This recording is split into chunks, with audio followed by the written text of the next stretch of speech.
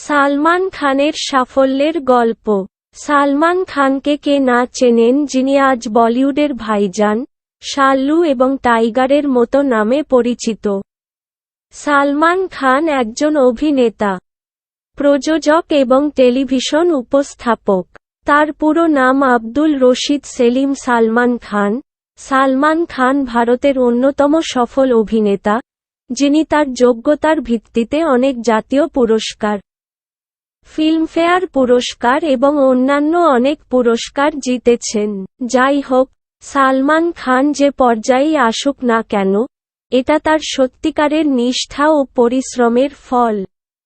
চলুন জেনে নেওয়া যাক। গত কয়েক বছর ধরে ফিল্ম দুনিয়ায় রাজত্ব করা সালমান খান কিভাবে একজন সাধারণ শিশু থেকে সুপরিচিত সুপারস্টার হয়ে উঠলেন। এই গল্পটি শুরু হয় ২৭শে ডিসেম্বর ১৯৬৫ সালে, যখন সালমান খান মধ্যপ্রদেশের ইন্দোর শহরে জন্মগ্রহণ করেন।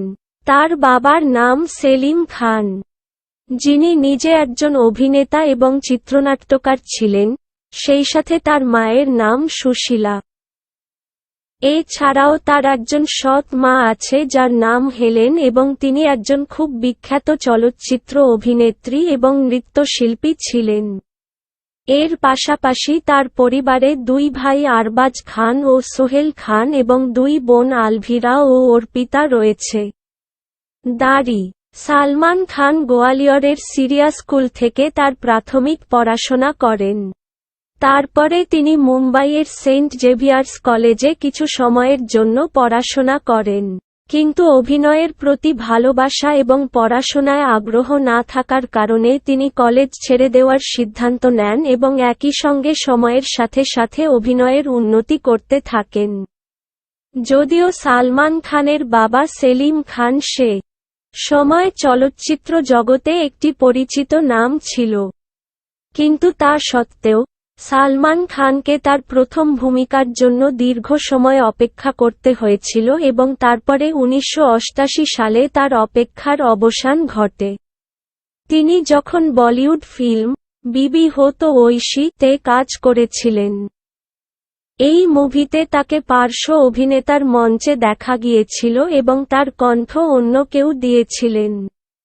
কিন্তু পরের বছর তিনি ম্যায়নে প্যার কিয়া ছবিতেও প্রধান অভিনেতা হিসেবে কাজ করেন এবং প্রধান অভিনেতা হিসেবে তার প্রথম ছবি বক্স অফিসে খুব সফল হয় এবং সালমান খান রাতারাতি কোটি মানুষের প্রিয় অভিনেতা হয়ে ওঠেন।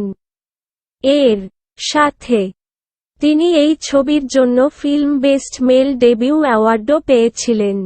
এবং তারপরে তিনি বাঘি, প্রেমের জন্য বিদ্রোহী, পাথর কে ফুল, সানাম বেওয়াফা, কুরবান, সাজান এবং আন্দাজ আপনা আপনা এর মতো অনেকগুলি চলচ্চিত্র করেন। এটি এমন একটি সময় ছিল যখন সালমান খান নিজেকে একজন অভিনেতা হিসাবে প্রতিষ্ঠিত করেছিলেন। ১৯৯৪ সালে তিনি তার জীবনের সবচেয়ে বড় হিট চলচ্চিত্র হাম আপকে হ্যায় কৌন এ অভিনয় করেছিলেন, যা লোকেদের দ্বারা ভালোভাবে গ্রহণ করেছিল এবং শুধুমাত্র এই সিনেমাটিই সেরা চলচ্চিত্র, সেরা পরিচালক, সেরা সহ ৩টি ফিল্মফেয়ার পুরস্কার জিতেছিল। তবে সালমান খান ছিলেন শুধুমাত্র সেরা অভিনেতার মনোনয়ন পেতে সক্ষম। এর সাথে এই চলচ্চিত্রটি সর্বাধিক জনপ্রিয় চলচ্চিত্র এবং বন্ধুদের জন্য জাতীয় পুরস্কারও জিতেছিল। এই চলচ্চিত্রটি বছরের সর্বোচ্চ আয়কারী চলচ্চিত্র হয়ে ওঠে। পাশাপাশি এটি হিন্দি সিনেমা জগতের সবচেয়ে বড় ব্লকবাস্টার ছিল এবং বলা হয় যে এই ছবিটি চতুর্থ সর্বোচ্চ। এটি একটি বলিউড সিনেমা। পরবর্তীতে ১৯৯৫ সালে সালমান খান শাহরুখ খানের সাথে করণ অর্জুন, মুভিতে হাজির হন এবং এই মুভিটিও বক্স অফিসে খুব বড় প্রমাণিত হয় এবং তারপর 1996 থেকে 1998 সাল পর্যন্ত মোট 9টি ছবি মুক্তি পায়, যার মধ্যে জিত, জুদোয়া, পেয়ার কিয়া তো ডরনা কেয়া এবং জব পেয়ার কিসি সে হোতা হ্যায় ছিল সবচেয়ে সফল ছবি। এছাড়াও একই বছরের পরে, তাকে করণ জোহরের পরিচালনায় প্রথম চলচ্চিত্র কুছ কুছ হোতা হ্যায় একটি সহায়ক ভূমিকায় অভিনয় করতে দেখা যায়, যার জন্য তিনি আবার শ্রেষ্ঠ পার্শ্ব অভিনেতার ফিল্মফেয়ার পুরস্কার জিতেছিলেন। এবং এখন সালমান খান বলিউডে পা রাখার প্রায় 10 বছর হয়ে গেছে এবং তার হিট চলচ্চিত্রের দীর্ঘ তালিকা এই সত্যের সাক্ষ্য ছিল যে তিনি জনপ্রিয় অভিনেতাদের একজন হয়ে উঠেছেন। সালমান খানের দর্শকদের থিয়েটারে টানার দক্ষতা ছিল এবং এটি আজও তার সবচেয়ে বড় শক্তি।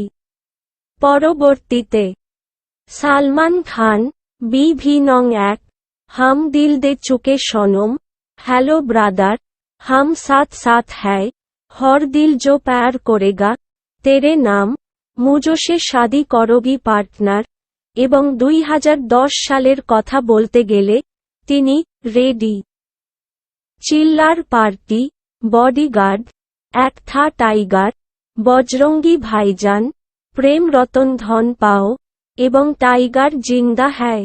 এছাড়াও, যদি আমরা সালমান খানের টেলিভিশন ক্যারিয়ার সম্পর্কে কথা বলি, 2008 থেকে তিনি 10 কা দম শো থেকে টিভিতে কাজ শুরু করেন এবং তারপরে তাকে বিগ বস এবং অন্যান্য অনেক পুরস্কারে দেখা যেতে পারে।